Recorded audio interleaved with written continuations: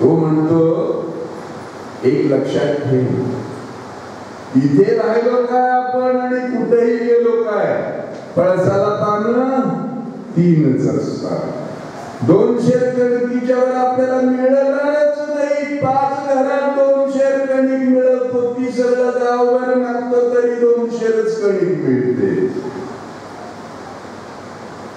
मग ती विवंचने पडली म्हणजे आता करायचं काय? वडिलांकडे काही मागायचं नाही, वडिलांच्या घरचं काही आणायचं नाही, नवराही तसा, बायकोही तशी. मग त्या काळामध्ये प्रवचनकार आले. पहिल्या दिवसापासून बघतोय आपण स्त्रियांची संख्या जास्त असते, पुरुषांना त्याची जरा गोडी कमीच असते. तशी ती बिचारी गेली त्या महाराजाच्या प्रवचनाला आणि प्रवचन ऐकलं, त्याचं मन प्रसन्न झालं. ती घरी आली आणि नवऱ्याला म्हणले, अहो तुम्ही काही करा, उद्या त्या महाराजांकडे सकाळी जा बरं, देवळामध्ये उतरलेले आहेत ते, मारुती मंदिरामध्ये आहे, त्यांच्याकडे जा आणि आपला प्रश्न त्यांच्याकडे मांडा प्रपंचाचा. काहीतरी करून आमच्या प्रपंचात सुधारणा झाली पाहिजे असं त्यांना सांगा. ते निश्चित आपल्याला काहीतरी मार्ग सांगतील, हा मला दृढ विश्वास आहे. काही हरकत नाही. सकाळी तो उठला पोऱ्या, त्याचा स्नान संध्यावरली अंग सगळं उरकलं, धोळी काकाला लावली आणि बायकोला बजावून म्हणायला, पहिले तिकडे जा मग भिक्षा मागा, पहिले त्यांच्याकडे जा, महाराजांकडे जा मग भिक्षा मागा. अगं हो म्हणे, आधी महाराजांकडे जातो. तो गेला. मग काही लोक येत होती, महाराज बसलेले होते, लोक बोलत होती, पाया पडत होती, काहीतरी विषय चाललेले होते. बराच वेळ झाला, सगळे गेले. महाराजांचं लक्ष गेलं. म्हणले, बाळ तू का बसलायस एकटा खांबाला टेकून? मला तो दर्शन घेतलं. महाराज रात्री तुमच्या प्रवचनाला माझी बायको आली होती, तिनं सांगितलं आणि त्यांनी आपला इतिहास सांगितला, असा असा आहे. सगळं गाव मागतो महाराज. म्हणलं 200 कणिक मिळते. बरोबर आहे, तुझी 2.5 रुपयाची एफडी आहे. मागच्या जन्मी तुझी 2.5 रुपयाची एफडी ठेवली होती, त्याचं व्याज मिळतंय तुला 200 कणिक रोज. 2.5 रुपयाची एफडी आहे का माझी? हो, 2.5 रुपयाची एफडी. तू कुठे गेला तर तुला 200. आता बँकेत आपण जेवढे पैसे ठेवले तेवढंच व्याज मिळणार ना, व्यावहारिक मुद्दा आहे. ते म्हणले, असं का करत तुला मार्ग सांगतो. आता 2 मुलं झालेली आहेत, बायको आहे, तो आहे, एफडी मोडून टाक. एफडी जर मोडली तर 2.5 रुपये तुला मिळतील. मी मला सांगितलं, माझ्या तोंडात जुन्या गोष्टी फार आहेत. 2.5 रुपये तुम्ही 2.5 लाख घ्या, 2.5 काय कोटी घ्या, तुम्हाला सध्याच्या दृष्टीने काय घ्यायचे घ्या, मला तसेच करतात. मी सांगतो त्याच्याकडे फक्त लक्ष. 2.5 रुपयात असं होईल का? असं शंका कुशंका डोक्यात येऊ मला ते म्हणजे ठीक आहे महाराज, 2.5 रुपयाची जर एफडी मोडली, 2.5 रुपये जर आले तर कपडा लत्ता, बायकोला साडी, मुलांना कपडे लत्ते, मला कपडे लत्ते, गाडीवर धान्य येईल, 6 महिने काही काळजी करावी लागणार नाही. 6 महिन्याने बघू म्हणे. पण नाही म्हणे, असं करतो आधी, आज भिक्षा मागतो मी आणि उद्या रात्री बायकोशी विचार करून उद्या ठरवू काय ते. गण प्रश्न बायकोशी विचार करूनच ठरवावं माणसं. मग ते म्हणले ठीक आहे, बायकोशी ठरव, पण तुला सांगतो जर एफडी मोडली तर उद्यापासून भिक्षा मागायची बंद. आता तुझी बँकेत शिल्लक नाही, तुला भिक्षा देणार कोण? हे पण सांग बायकोला. म्हणजे काय आता तो भिक्षा मागून घरी गेला. तिचा पहिला प्रश्न महाराजांकडे गेला होता. हो म्हणे गेलो होतो, असं असं झालं, सगळं त्यांनी समजावून सांगितलं. 2.5 रुपयाचे. अहो टाका ना मोडून लवकर. 2.5 रुपये म्हणजे थोडे झाले होय. गाडीवर धान्य येईल, 6 महिने आपल्याला पुरेल. बघू त्याच्यानंतर काय करायचे ठरवू आपण. मग ते ठरलं दोघांचं. आणि सकाळी सकाळी आले महाराज रोजच्या प्रमाणे. स्नान संध्या झाल्यानंतर घोडी अडकावली आणि आले. महाराज आमचा विचार झाला ना बायकोचा, एफडी मोडून टाकायची ठरली. मला कुठं माहित आहे देवाची बॅग कुठे आहे. अरे म्हणजे आता तुझी एफडी मी कशी मोडणार. म्हणजे असं काय महाराज कोड्यातलं बोलताय. तुम्ही सांगितलं 2.5 रुपयाची एफडी, आता तुम्ही मोडून द्या ती. आम्हाला कुठे माहिती आहे कुठं मोडायची ती, कशी मोडायची ती. त्यामुळे असं आहे काय करत नाही. मग आजच्या दिवस काय कर, माझ्या अधिकारामध्ये. आता एफडी मी मोडणार आहे की नाही, पण माझ्या अधिकारामध्ये आजच्या दिवस तू भिक्षा माग. आजच्या दिवस तू भिक्षा मी तुझी एफडी मोडून देतो. ठीक आहे. मग तो करून निघाला भिक्षा मागायला. त्या दिवशी त्याला कोणी तांदूळ दिले नाही किंवा कणिक दिली नाही, काही दिलं नाही. कोणी पैसे दे, कोणी तिळकी दे, कोणी आणा दे, कोणी 2 पैसे दे, असं करून पैसे फक्त दिले. अन्न अजिबात मिळालं नाही भिक्षेमध्ये. तो वैतागाला म्हणे काय महाराजाच्या अधिकारात भिक्षा मागायला गेलो आणि मला ते रोज 200 कणिक मिळत होती, ती सुद्धा मिळाली नाही. गेला महाराजांना म्हणला ही तुमच्या अधिकारातली भिक्षा. ती पैसे टाकले महाराजा पुढे. महाराज म्हणतात मोज मोज.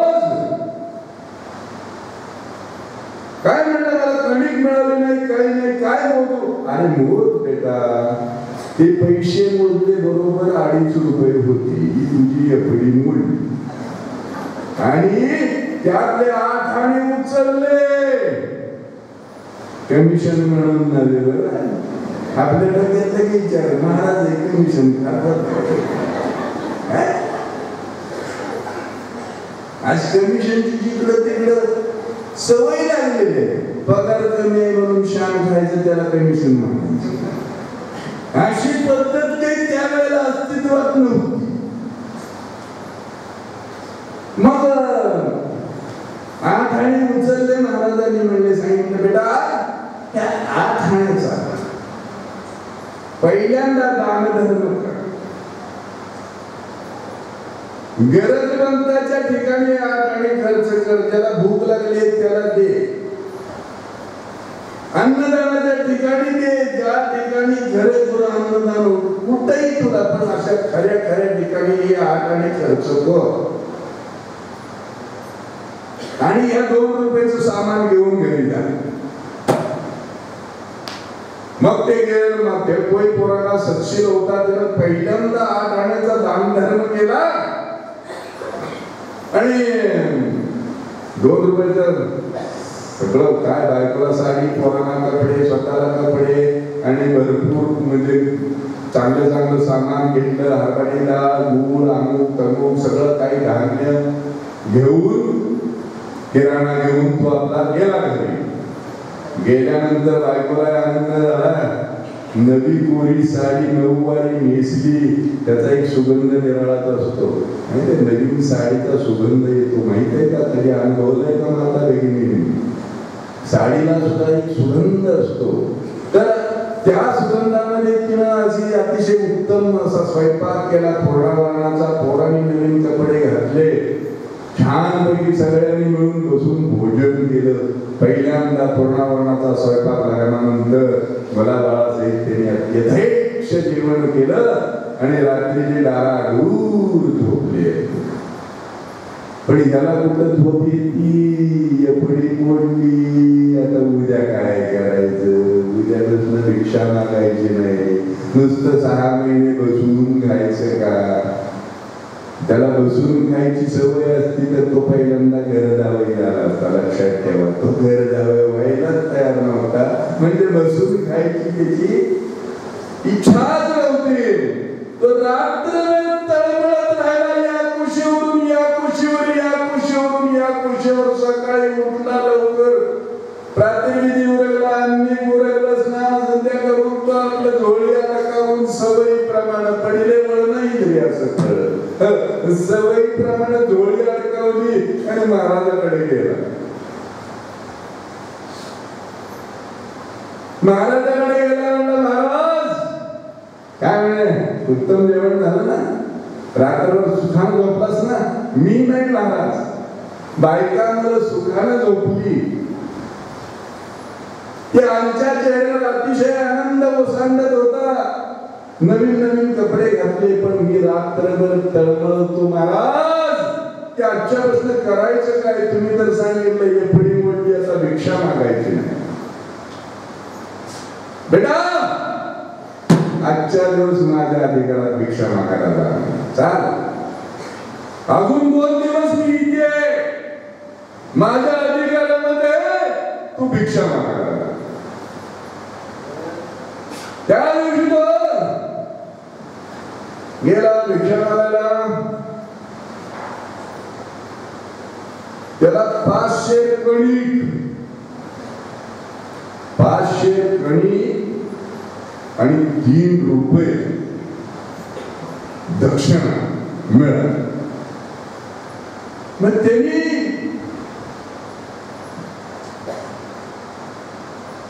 ते आणून सगळं त्या महाराजापुढे टाकलं. महाराज काय तुमचा अधिकार फार मोठा, एफडीपेक्षा जास्त रक्कम आली मला. 500 कणिक आली. बेटा त्यातले 2 रुपये महाराजांनी उचलले.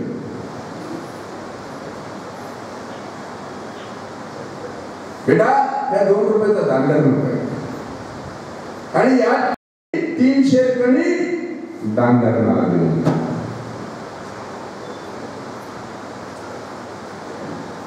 आणि हा रुपया आणि 200 कणिक घरी घेऊन जा.